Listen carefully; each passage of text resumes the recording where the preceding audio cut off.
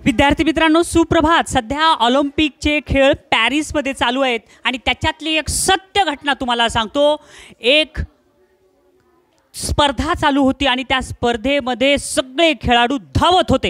एक खेळाडू इतक्या जोरात पळाला, एवढ्या जोरात पळाला आणि आता त्यानं पाठीमागं बघितलं, पाठीमागं कुणीच नाही आहे आणि ते पुढं गेला आणि आता त्याला वाटलं तिथं खरं तर ती जी रेषा होती ना ती पुढं होती आणि त्याच्या किंचित अलीकडे तो थांबला आणि एकदम त्याची गती कमी झाली आणि त्याला वाटलं ती पाठीमागचीच एक रेष होती, तीच अंतिम रेष आहे असं समजून त्यानं आविर्भावात हात उंच केले आणि एकदम शांत झाला.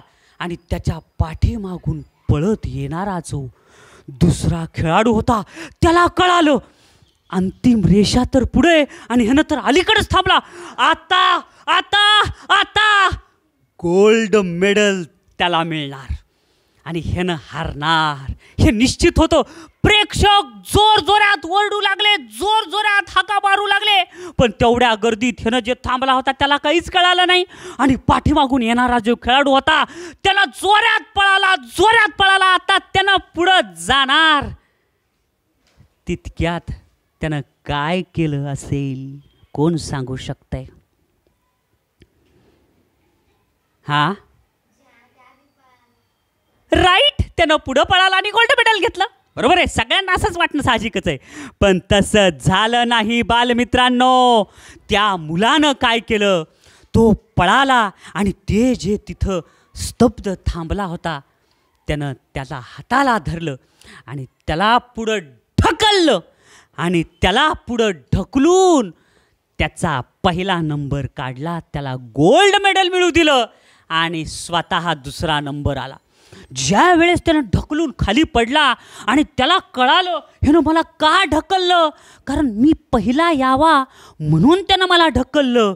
हे ज्या वेळेस त्याला कळालं त्या देशाच्या खेळाडूला इतकं वाईट वाटलं, त्यानं आनंदामध्ये रडायला सुरू केलं. मुलांना त्याला पुन्हा सगळ्यांनी विचारलं, अरे तू तर पुढं जाऊ शकत होतास आणि पुढं जाऊन गोल्ड मेडल घेऊन तुझ्या देशाचं नाव मोठं करू शकत होतास, पण तू का बरं दुसरा आलास?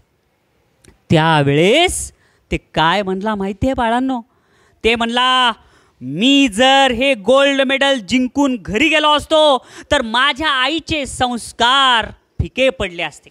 आई मला रागवली असती की तू एका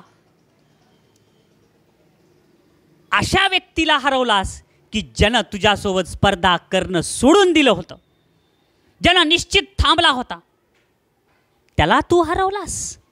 हे मला आवडलं नसतं असं आई म्हणली असती.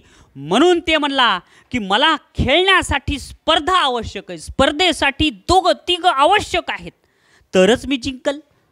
म्हणून मला ते कुठंतरी योग्य वाटलं नाही, म्हणून मी त्याला पुढं ढकललं आणि त्याला जिंकू दिला. आज लोकमान्य टिळकांची जयंती आहे बाळमित्रांनो. 1 ऑगस्ट दिवशी तुम्ही सुद्धा असाच संकल्प करा की कधीही केव्हाही अन्याय तुम्ही करणार नाहीत, हे लक्षात घ्या. आता तुम्ही मोठे झालात सगळेजण, तुमच्यासमोर किती पर्याय आहेत? 2 पर्याय, एक बरोबर आणि चूक. आता समजा घरी तुम्ही अभ्यासाला बसलात, खेळायला जायचंय आणि अभ्यास करायचे, हे 2 पर्याय आहेत का नाही? अभ्यास करणं आणि खेळणे. पण आता तुम्ही इतके मोठे झालात की तुमच्यासमोर 2 पर्याय असे आहेत की दोन्ही बरोबर आहेत. हे पण बरोबर आणि हे पण बरोबर. त्यानं रनिंग करत पुढे गेला असता तर ते पण बरोबर होतं, त्यानं त्याला ढकललं तेही बरोबर. मग दोन्हीही बरोबर जर असतील तर नेमकं कोणता पर्याय वापरायचा? तर एक लक्षात ठेवा बालमित्रांनो, अशा वेळेला तुमचे संस्कार आणि तुमचं शिक्षण हे महत्त्वाचं ठरतं. म्हणून शालेय अभ्यासक्रम, स्पर्धा परीक्षेचा अभ्यासक्रम तुम्ही करत असताना त्याच्यातून ज्ञान घ्या आणि त्या ज्ञानाचा उपयोग तुम्ही समाजासाठी करा, तुमच्या पालकांसाठी करा. कळालं?